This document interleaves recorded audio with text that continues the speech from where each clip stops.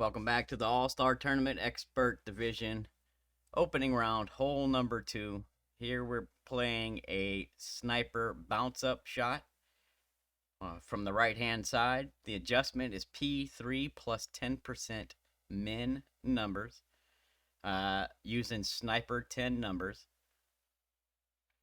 2 backspin, 1 right spin, no curl, no OP, and we're going to have to push this adjustment, and you're going to want to push this one as straight as possible. If you favor too much flicker one side or the other, you're most likely going to burn the edge. It's kind of push angle dependent, but as straight as possible. And there are some minor wind tweaks, wind strength tweaks, and wind angle tweaks, and I'll go over that in a second. Nothing crazy.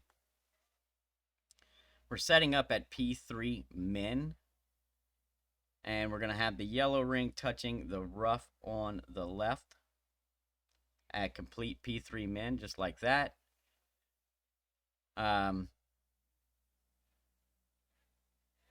backspin, 1 right spin, right? And then the wind angles are as follows, really easy to determine. So basically we're looking at these 2 trees, and we're going to use everything in the middle between the 2 trees is neutral. Anything in this tree on the left or left of it is going to be headwind. And then anything in the tree or right of the tree is going to be our crosswind. If you have the headwind angle minus 0.2 from your adjustment, the neutral angle is no change, and the crosswind angle is add 0.2 to your adjustment. This one is more tested with a wind 4 ball. We have done some testing with a wind 5 ball. If you're playing it with a wind 5 ball, you'll need to add 0.1 to your adjustment and then play the same wind angle tweaks. The only, and that's been confirmed for the headwind angle. Do not have a confirmation for the neutral or the crosswind as far as the add 0.1 goes. In the crosswind, you may not need to add the 0.1. Extra, right? We're already adding 0.2 for the crosswind. I don't think you need to add extra for the crosswind in low winds. So winds 6 or less, you'll add 0.1 to the adjustment in the headwind or the neutral angle.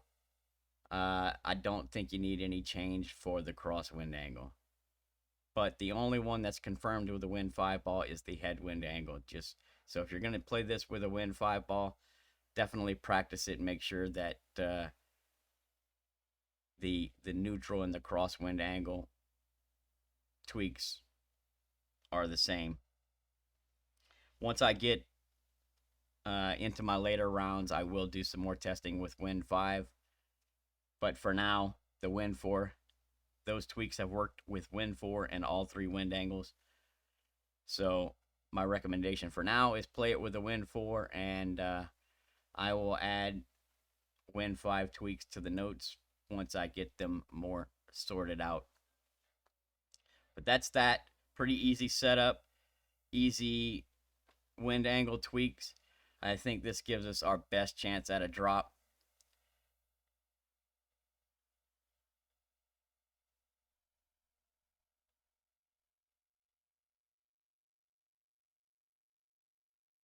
Just remember, try and push this one as straight as possible. Little tip is for this one, make sure that when you set it up and get ready to push, that your center line is centered on the bullseye. That way, once you push it, you can, if you come off of your center line a little bit, you can put it back on your center line, and you'll be right where you need to be. So, I mean, I don't always center up the center line with the bullseye, but for this one, I do. And it's for that reason, right? So we want to be able to make sure that we're pushing straight. And a lot of times when you push, it's real easy to come off of your center line one direction or the other. So if you start with it centered on the bullseye, when you finish, if you're not still centered on the bullseye, you can put it back centered on the bullseye, and that should give you better opportunity at dropping it. This one is a tough shot, but this is or a tough hole, but this is a good chance at getting the drop. And if I find any other shots or any other tweaks, I will add them later.